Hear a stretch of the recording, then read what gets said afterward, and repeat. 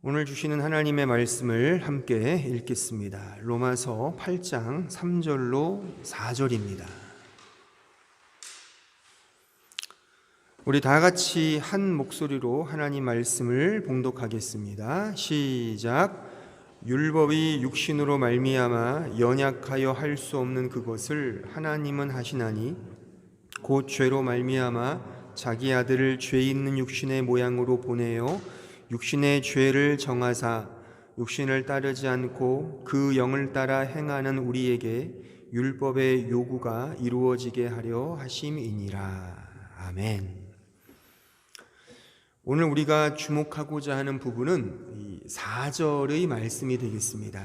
특별히 그 4절 마지막 문장에 보시면 율법의 요구가 이루어지다라는 이 문장을 좀 집중해서 생각해 보고, 또한 이 문장과 관련하여 그 앞에 있는 문장, 그 영을 따라 행하는 우리라는 이 부분도 함께 이렇게 연관하여 한번 상고해 보는 시간이 되길 바랍니다.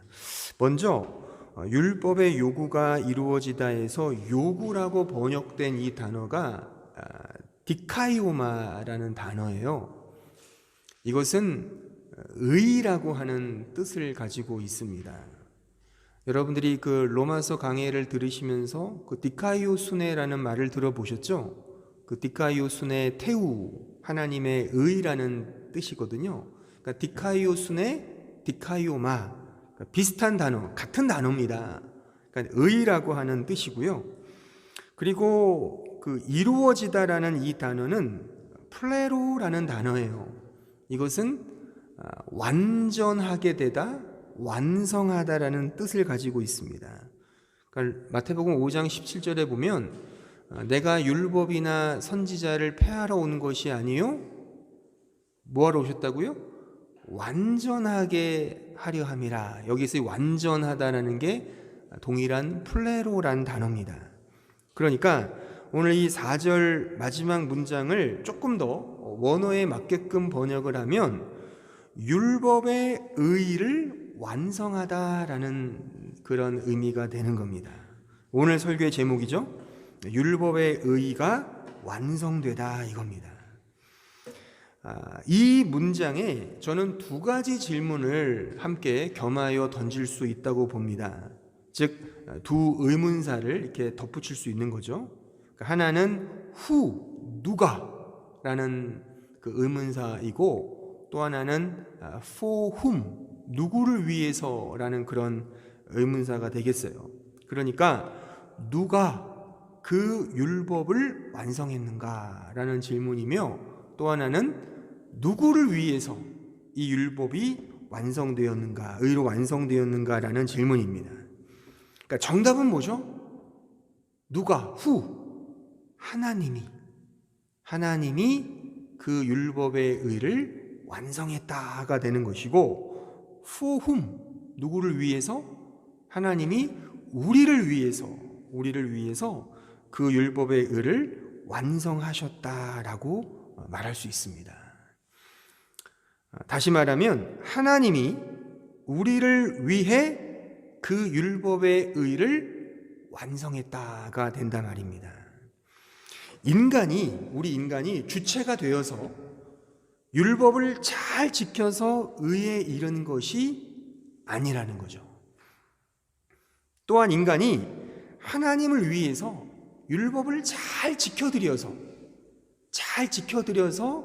하나님을 기쁘시게 하는 그런 차원이 아닌 겁니다. 율법의 완성은 하나님께 있고, 그 하나님이 완성하셔서, 친히 완성하셔서 그 의 안에 우리를 초대하시고 우리를 부르시고 참여케 하셔서 그 의를 함께 누리도록 하셨다는 말씀입니다. 따라서 그러니까 율법의 완성은 오직 하나님 편에서의 역사인 거예요. works, 역사, 그의 일하심이죠. 즉 예수 그리스도께서 성취하신 겁니다. 그 성취하신 의 안으로 우리를 그의 백성, 그의 택하신 자녀들을 이렇게 부르시고 초대하셔서 그 의를 누리게 하신 겁니다. 여기까지가 다 하나님의 역사라는 거예요. 이것이 다르게 말하면 구원이라고 말할 수가 있겠죠. 그래서 자 보세요. 구원은 하나님이 하시는 일이 따로 있고 인간이 행하는 일이 따로 있는 게 아니에요. 그래서 양자 간의 협력을 통해 그 구원을 이룬다? 이게 아니에요. 구원은 전적으로 하나님의 works, 그의 일하십니다. 심지어 그 하나님의 역사 안에 우리가 행해야 할 회개, 고백, 믿음, 순종까지 다 포함되었다는 거예요. 다 포함되어 확증적 구원이 된다는 거예요. 이게 성경이 말하는 구원이라는 거예요. 따라서 하나님의 역사, 그 역사의 그 구원은 주어와 동사가 하나예요. 주부와 술부가 하나예요. 주체와 객체가 하나예요. 그의 의지와 행함이 하나예요. 그의 계획과 결단과 그의 어떤 의지는 결국 그의 실행과 결과와 열매가 되는 거예요. 그 자체가. 그러니까 하나님의 의지가 따로 있고 그의 결과가 따로 있지 않아요. 하나라는 거예요. 여러분들이 저도 몇 번 말씀을 드렸는데 그 히브리어 단어 중에 그 말씀이라는 뜻을 가진 다바르라는 단어가 있어요. 다발, 이게 말씀이란 뜻이거든요. 말. 근데 이 히브리어 다발의 단어, 이 단어가 동일하게 말도 있고 일, works, 일, 같은 단어라는, 한 단어에 말이라는 의미도 있고 일이란 의미도 담겨져 있다는 거예요. 이 히브리어 단어의 의미가 있죠. 그러니까 하나님의 말씀은 그의 결과인 거예요. 그래서 보세요. 하나님께서 빛이 있으라 말씀하시니까 어떻게 됐어요? 빛이 있었단 말이에요. 말을 하니까 존재가 생긴 거예요. 그러니까 말은 곧 결과인 겁니다. 하나님의 의지는 그 자체가 나타남이에요. 하나님의 뜻하심은 결국 계시가 되고 그 계시는 결국 그 자체가 실행과 실제가 된단 말입니다. 그러니까 우리는 말은 이렇게 하고 행동은 이렇게 할 수 있잖아요. 근데 하나님은 말을 하시면 그렇게 된다는 겁니다. 그 옛날 중국의 왕이나 우리 조선의 왕도 한번 입으로 뱉은 말은 그것이 법이 된다 그러잖아요.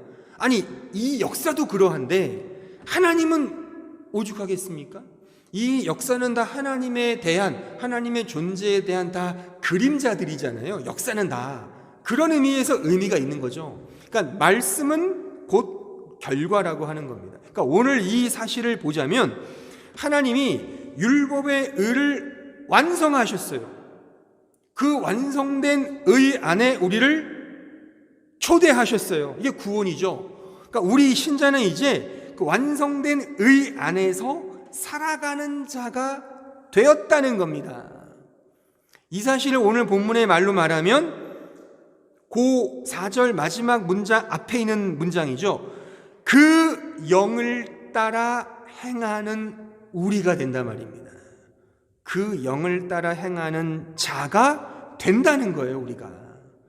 그 하나님의 확증적 선언이, 그 신적 약속, 그 언약이 이제 우리 편에서는 그 영, 그 영이 뭐예요? 그리스도의 영이죠. 그리스도의 영을 따라 행하는 자로 세워졌다는 거예요.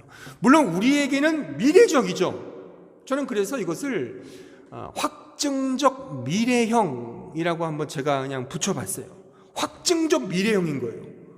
이미 하나님 편에서 확정이 된 거예요. 그러니까 우리를 위한 연역적 확증이겠죠. 그 보편 진리로서의 연역적 확증인데, 이것이 우리 편에서는 우리가 행해야 할, 행하는 귀납적, 구체적 어떤 현상이잖아요. 귀납적 현상으로 나타나게 되는 거죠. 근데 우리 편에서 나타날 미래지만 하나님 편에서 이미 변함없는 그의 확증적 약속 속에 다 포함되어 있다는 겁니다. 그래서 이제 우리 신자는 그 영을 따라 행하는 삶을 살게 된다는 겁니다. 우리가, 자 보세요. 우리가 내 안에 그리스도의 영이 있으면 우리가 어떻게 확인하죠? 내가 내 안에 하나님의 영, 그리스도의 영이 있으면 우리가 어떻게 확인하냐고요? 그러니까 이 시공간 속에 살고 있는 우리 인간들은 필연적으로 하나의 현상을 통해 확인할 수밖에 없어요. 그렇잖아요. 우리는 당연히 그러니까 그 현상이 있기 때문에 본질이 있는 것이 아니라 본질이 있기 때문에 당연한 결과로서 현상이 나온다는 것입니다. 이것은 시공간에 살고 있는 우리 인간의 당연한 어떤 제한이고 한계라고 말할 수 있겠죠. 자 보세요, 여러분들이 엄마 아빠가 우리를 낳았지 않습니까? 여러분들 그걸 어떻게 아세요? 엄마의 자궁 속에 들어가 있었던 걸 상기하고 기억해서 그렇게 압니까? 그런 사람이 있다면 기네스북에 올라가겠죠. 기억 저편의 기억을 기억하는 요상한 능력의 소유자. 그래서 아마 기네스북에 올라갈 것입니다만 우리는 그렇지 않아요. 내가 지금 살아있다는 것과 또한 내 모습 속에서 엄마 아빠의 모습이 언뜻 드러나는 걸 통해서 이분들이 날 낳았구나를 우리는 안단 말이에요. 버릇도 비슷하고 거의 판박이죠. 그런 습관도 비슷하고 그걸 통해서 그런 현상을 통해서, 근데 그 현상이 곧 너를 낳았다는 증거는 아니잖아요. 그러니까 그 본질은 아니잖아요. 하지만 그 현상을 통해 우리는 엄마 아빠의 아들, 엄마 아빠의 딸이 맞구나를 우리가 확인한다는 겁니다. 감기 바이러스가 우리의 몸에 들어오면 그것의 증상으로서 콧물도 나고 기침도 나고 열도 나고 막 힘든 거죠. 머리도 아프고 그런 증상이 나타나는 것처럼, 그런 증상이 나타나면 감기 바이러스가 내 몸에 침투했구나를 아는 거잖아요. 그러니까 증상이 생겨서 감기가 생긴 게 아니라 그 감기라는 바이러스가 들어왔기 때문에 나타나는 현상이잖아요. 이게 마찬가지라는 겁니다. 그리스도의 영이 내 안에 들어오면 그에 걸맞는 양상, 증상, 현상이 나타나는데, 이게 말하자면 뭐예요? 성경으로 말하면 그 현상이 성령의 열매라는 거죠. 사랑과 희락과 자비와 양선, 충성, 온유, 절제, 이런 등의 이런 성령의 열매가 이렇게 나타나게 된다는 것입니다. 그러니까 그런 열매가 나타나야만 구원을 받는 것이 아니라 구원의 영이 내 안에 있기 때문에 당연히 그런 열매들이, 그런 증상들이 나타난다는 거죠. 그런 증상들을 통해 우리는 이제 확인하는 거죠.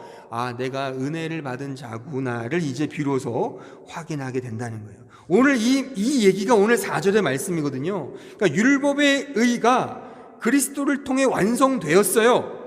그리고 우리가 이제 그 의에 참여하여 그 영, 그리스도의 영을 따라 행하는 자가 되었다는 겁니다. 그래서 이제 우리는 그의 영을 따라 행하는 신자로 살아간다는 겁니다. 그러니까 그리스도를 통해 완성된 율법의 의는 신자된 내 삶의 방향을 정해준다는 것입니다. 그리스도의 영을 따라 행하는 삶으로 말이죠. 여기에 보세요. 여기에 행하다라는 단어가 그 페리파테오란 단어인데 이게 워킹이란 단어예요. 그러니까 걷다 혹은 동행하다라는 뜻이거든요. 그러니까 그리스도로 말미암아 이루어진 그 율법의 의 안에 초대받은 우리는 이제 그리스도와 함께 동행한다는 사실이에요. 이제 우리와 함께 하시는 하나님이라고 말할 수 있죠. 은혜가 우리를 장악해요. 그래서 우리는 이제 그의 소유가 되는 겁니다. 그의 소유된 백성인 우리는 이제 그와 동행하는 삶을 사는 거예요. 이것이 우리의 현상이라는 거예요. 이 현상을 우리는 우리 신자됨의 정체성으로 이제 확인하는 것이고 그것을 끊임없이 성찰하며 살아가는 것이 우리 믿음 생활인 거예요. 그런 삶을 살아야 구원받는 게 아니라 이제 우리는 이 완성된 의 안에 초대받았기 때문에 이제 우리의 삶의 방향이 달라졌다는 것입니다. 그러니까 세상 율법의 종국은 죽음이에요. 그러니까 이 세상의 모든 인간들은 다 죽습니다. 죽음을 피할 수 없어요. 그래서 어떤 철학자가 말했죠. 인간은 죽기 위해 태어나는 것이다. 맞는 말이에요. 하지만 보세요. 이 율법의 의로 완성하신 예수 그리스도를 믿는 우리 신자는 이제 죽음이 두렵지 않습니다. 왜요? 바로 이 말씀 때문에. 나는 부활이요 생명이니 나를 믿는 자는 죽어도 살겠고. 이게 전환이 된 거예요. 이게 메타노이아, 이게 변혁이죠. 회개가 되는 거예요. 그러니까 이 세상은 다 율법 아래에서 죽어요. 근데 신자는 율법의 의로 완성되어 그 율법 안에 참여된 우리 신자는 메타노이아, 새로운 변혁, 죽어도 살겠고로 살아가는 자인 것입니다. 이 혁명적 삶을 영위하는 자가 곧 우리 신자인 것입니다. 이 메타노이아, 이 혁명, 이 변혁을 다음에 이 말씀은 이렇게 우리에게 소개하고 있어요. 자, 로마서 11장 36절에 보세요. 이는 만물이 주에게서 나오고 주로 말미암고 주에게로 돌아감이라. 그에게 영광이 세세에 있을지어다. 아멘. 그러니까 죽은 율법이 아닌 의로 완성된 율법 안에 거하는 신자는 이 고백, 모든 것이 하나님께로부터 나왔고 하나님으로 말미암고 하나님께로 향한다는 이 진리를 아는 자예요. 또 이 진리에 순종하며 살아가는 것입니다.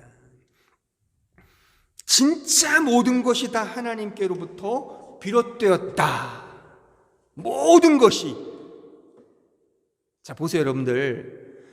여러분들이 늘 보고 알고 있는 이 모든 삼라만상, 이 세상에 있는 모든 것이 다 하나님으로 말미암았다라고 믿고 살아가는 거예요.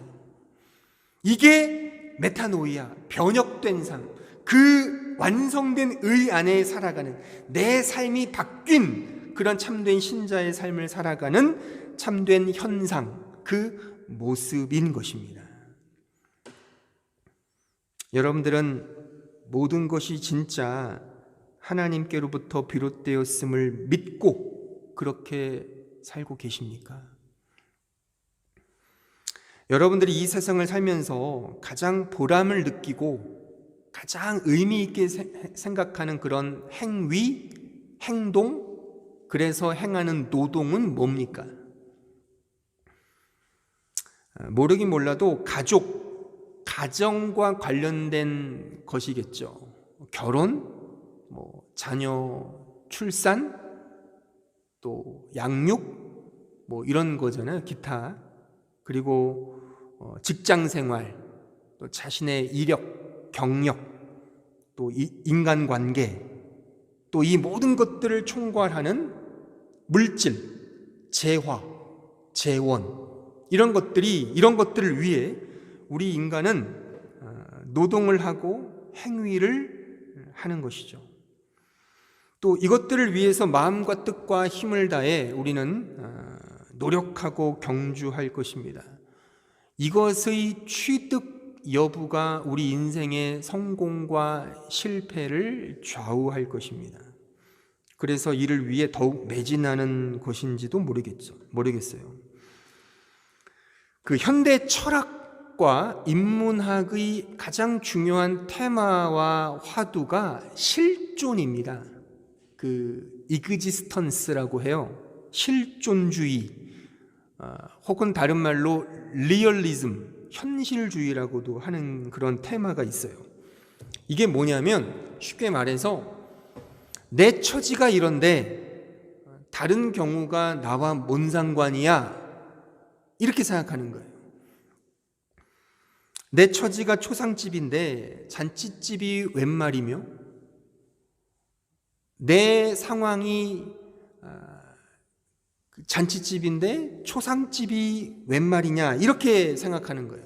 현재 내 상황, 내 현상, 내 조건이 매우 중요하게 생각하는 그런 테마인 것입니다.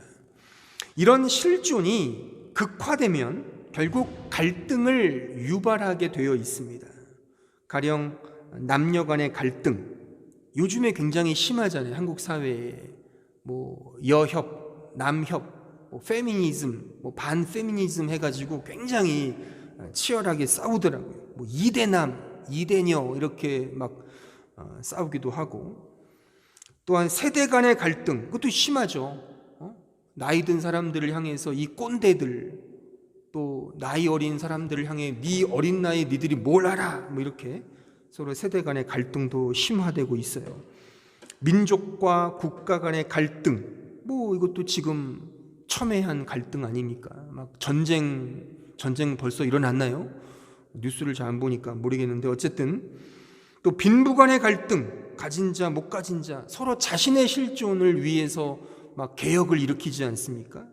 노사 간의 갈등, 정치적 이념 간의 갈등, 종교 간의 갈등, 종교 간의 갈등이야 내 종교, 네 종교 엄청 싸우지 않습니까? 이데올로 간의 갈등 등등하여 끊임없이 이런 실존주의가 이런 갈등을 유발한다고 저는 생각을 해요. 근데 보세요, 이런 실존이 얼마나 허무한지 아십니까? 예컨대 제가 현실적으로 한번 예를 들어 볼게요. 자, 여러분들에게 지금 뭔가 좋은 일이 생겼다고 한번 상상해 보세요. 이를테면 좋은 학교에 입학을 했다든가, 혹은 좋은 직장에 취직을 했다든가, 혹은 더 많은 돈을, 재화를 벌었다고 한번 상상해 보세요. 그럼 틀림없이 분명히 어차피 세상은 유한하고 제한된 이 세상과 사회 구조 속에서 내가 가진 그것은 다른 사람이 가지지 못한 그것입니다. 그러니까 돈이라는 것도 제한되어 있지 않습니까? 이게 시속 게임이거든요. 내가 가진 만큼 그 상대방은 못 가지게 되어 있어요. 돈이 모두가 다 많다? 그거는 뭐예요? 통화량이 많아서 인플레이션에 빠지는 것 아닙니까? 경제가 안 돌아가요. 그래서 사람이 차등과 구별과 선별을 가지고 재화를, 이렇게 통화량을 조절하는 거거든요.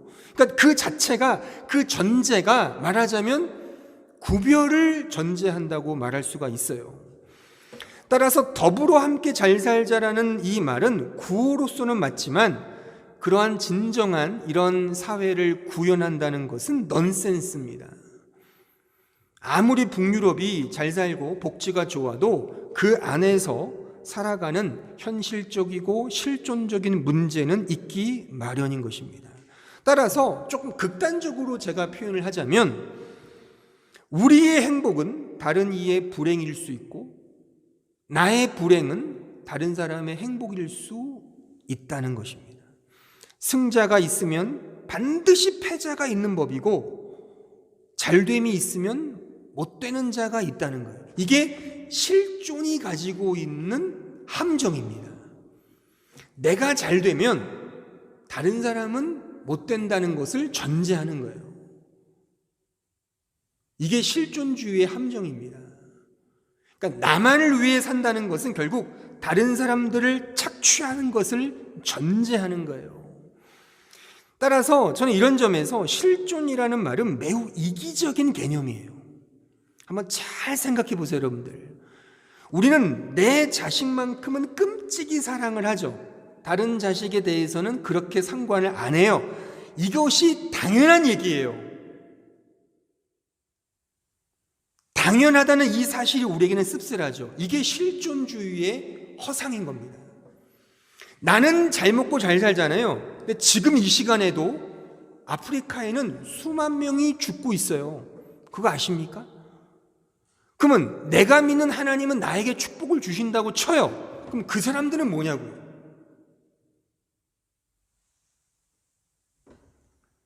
그러니까 이 실존주의라는 것이, 그러니까 나를 위한 하나님, 나의 삶을 위한 어떤 이 영역, 이것이 갖는 매우 큰 함정과 오류가 있다는 것을 우리는 잘 알아야 돼요. 그런데 이 현대 사회는 무서울이 많지 나만을 위한 삶을 질주하고 있습니다. 또한 심지어 다른 일을 생각해야 할 교회마저도 그 나만을 위한 신앙 공동체가 되어 버린 지 오래인 것이죠. 그러므로 저는 냉정하게 말해서 우리가 이 세상에서 행하고 있는 모든 보람 있고 의미 있는 모든 행위, 모든 노동은 다 자기 자신을 위한 실존적 노동이요 행위라고 생각을 해요. 우리가 하는 모든 결혼, 자녀 양육, 직장생활, 자기 이력과 경력, 인간관계 등 다 자기의 실존을 위해서 행하는 거예요. 이게 세상의 율법이고 이거 맞아요. 이게 나쁘다가 아니라 이 세상에서의 지극히 정상적인 노동이요 행위라는 사실이에요. 이 나름의 행복도 있고 이 나름의 기쁨도 있습니다. 하지만 기억할 것은 앞서 말했듯이 이것이 실존의 범주에 있으면 결국 그것은 헛된 거라는 것입니다. 성경은 그것을 다 헛된 것이라고 폭로한다는 것입니다. 그것의 대표적 증거가 죽음이죠. 우리가 아무리 행복한 가정을 이룬들 결국 죽음을 외면할 수 없죠. 아무리 좋은 직장에 다녀도 결국 개인적 죽음을 우리는 맞이하게 되는 거예요. 아무리 돈을 많이 벌고 건강을 위해 슈퍼컴퓨터로 자기 몸을 관리한다 하더라도 우리는 다 죽음을 피할 수가 없어요. 단적인 예를 제가 드리는 거예요. 이 죽음이라는 것. 이것이 보편적 진리거든요. 그러니까 성경은 이것을 매우 분명하게 우리에게 고발하고 있습니다. 자, 이사야 49장 1절로 4절에 한번 가보십시오. 잘 보십시오. 섬들아 내가 내게 들으라. 먼 곳 백성들아 귀를 기울이라. 여호와께서 태에서부터 나를 부르셨고 내 어머니의 복중에서부터 내 이름을 기억하셨으며 내 입을 날카로운 칼같이 만드시고 나를 그의 손 그늘에 숨기시며 나를 갈고 닦은 화살로 만드사 그의 화살통을 감추시고 내게 이르시되 너는 나의 종이요 내 영광을 내 속에 나타낼 이스라엘이라 하셨느니라. 그러나 나는 말하기를 내가 헛되이 수고하였으며 무익하게 공연히 내 힘을 다하였도다 하였도다. 참으로 나에 대한 판단이 여호와께 있고 나의 보응이 나의 하나님께 있느니라. 여기에 보면 1절로 3절까지는 말하자면 우리 인생의 압축판을 그리고 있어요.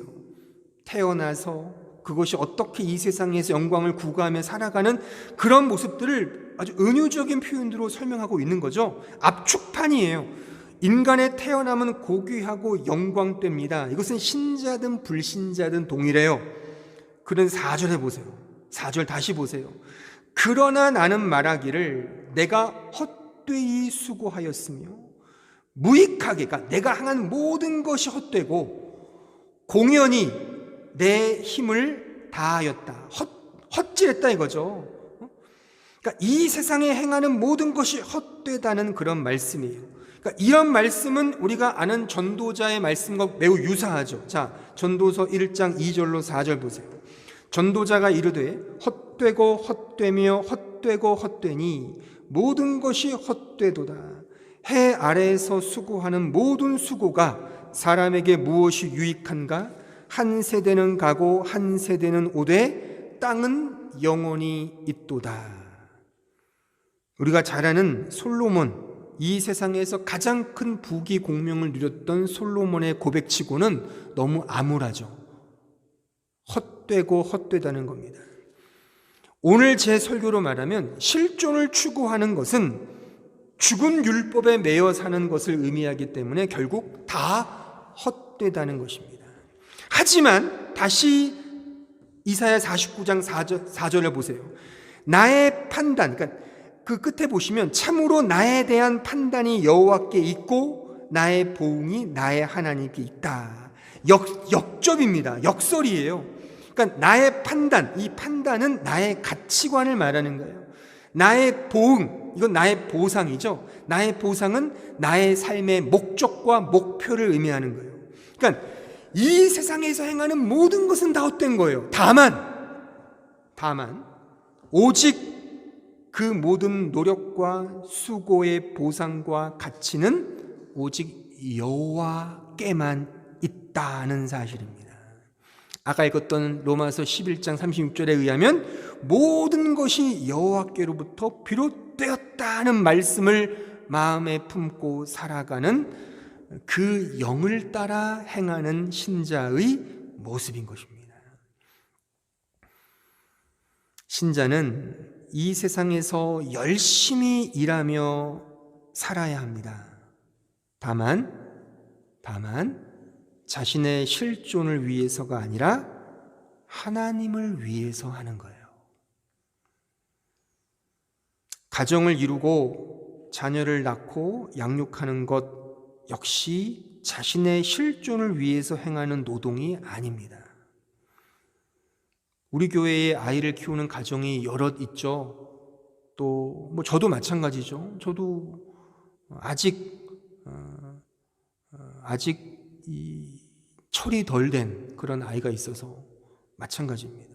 또 향후에 또 출산을 앞둔 가정도 여럿 있습니다. 여러분들이 부모로서 자신의 실존과 이 세상의 쇠퇴를 근거하여 출산하거나 양육을 행하면 안 됩니다.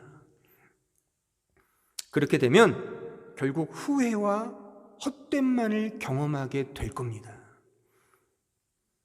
정말 그랬어요. 실존으로서 가정을 이룬다? 그러면 그 실존이 언제까지나 유지될 것 같습니까? 아니 보세요. 너무 사랑해서 결혼했어요. 실존을 위해서. 근데 결국 인간은 이기적인 존재이기 때문에 내 성에 안 차면 싸우기 마련이에요. 그 이혼하는 거죠. 자식도요. 결국에 품 안의 자식이라 그러잖아요. 물론 부모는 계속 사랑하고 싶죠. 그 자식이 몰라요. 그래서 그런 말 하잖아요. 기껏 잘 키워놨는데 누구 좋은 꼴만 시켰다.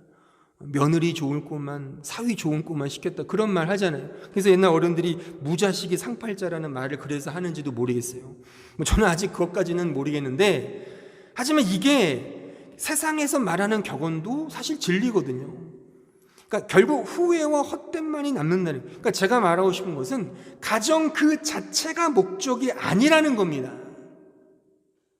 하나님이 목적이고 하나님이 보상이라는 사실을 꼭 명심하셔야 됩니다.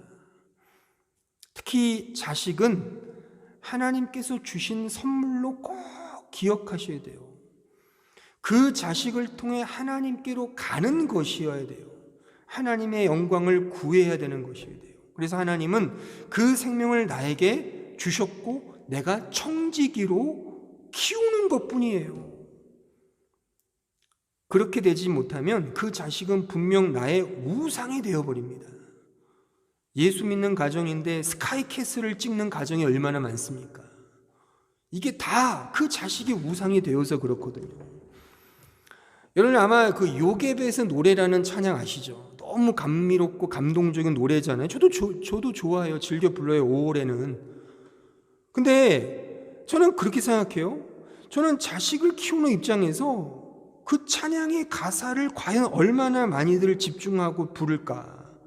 멜로디가 좋아서 부르는 게 아닐까라고 의심할 정도로 그 가사는 매우 결단과 매우 큰 울림을 주거든요. 하나님께 맡기라는 거잖아요. 맡기기는커녕 다 스카이캐슬을 찍고 있으니 신자들이 이게 잘못됐다는 겁니다. 내 자식이 아니라 하나님의 자식으로 키우는 그런 참된 신자의 삶이 바로 그 율법의 의를 이루셔서 우리를 초대하여 내가 그 영을 따라 행하는, 하나님과 동행하는 신자의 참된 모습인데 그렇지 않지 않냐라고 저는 지적하고 싶은 것입니다. 돈에 대한 신자의 마음과 자세도 마찬가지예요. 열심히 일해서 돈을 벌어야죠. 돈 많이 벌어서 좋은 집도 사고 좋은 차도 끌 수 있어요. 하지만 그것이 우리 신자의 목적과 목표가 되어서는 안 된다는 것입니다. 세상에도요, 돈을 목적하는 것이 얼마나 어리석은지를 다 격언으로 말해주고 있어요. 그 오징어 게임이라는 드라마 아시죠? 거기에 소위 깐부 할아버지, 그 오일남 할아버지가 하는 마지막 대사, 이렇게 그분이 난리잖아요. 인생은 너무 짧아. 돈을 아무리 많이 벌어도 이렇게 저렇게 잘 먹고 잘 살아도 결국 다 시시해. 그분의 마지막 대사예요. 그게 진리예요. 그게 하나님의 말씀의 진리를 몰랐겠지만 그 자체가 현상을 통해서 깨우친 진리인 겁니다. 돈을 아무리 많이 벌어도 이 깐부 할아버지 말처럼 시시하게 되는 거예요. 그걸 통해 우리는 깨달아야 되는 것이죠. 이것이 아니구나. 이건 다 헛된 거구나. 진짜 우리가 추구해야 될 것은 하나님만이구나. 하나님만이 나의 보상이구나. 그분이 나의 가치구나를 아는 것입니다. 그러니까 율법의 완성을 가진 신자만이 이 모든 것은 헛되고 오직 하나님만이 영원하다는 것을 압니다. 근데 신자가 되었어도 여전히 이 세상을 목적하고 이 대상에 천착하며 산다면 이 얼마나 부당한 일인가를 저는 따지고 싶은 것입니다.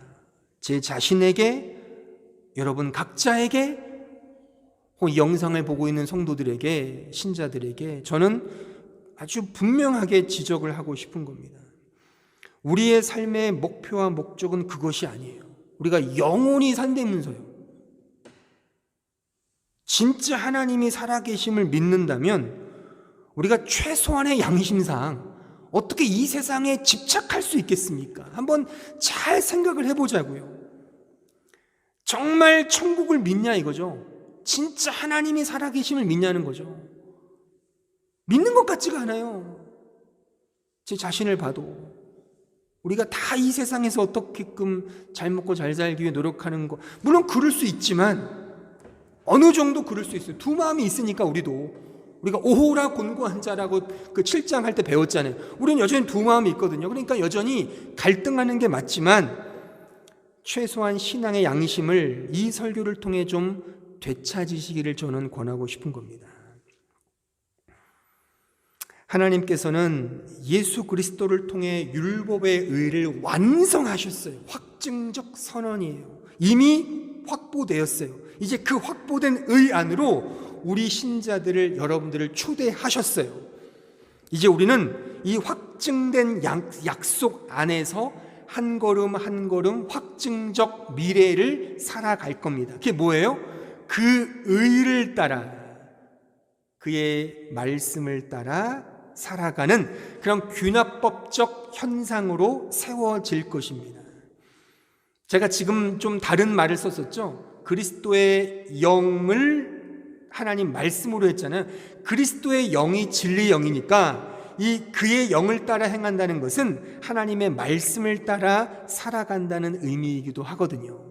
자, 마태복음 4장 1절로 4절에 가보세요.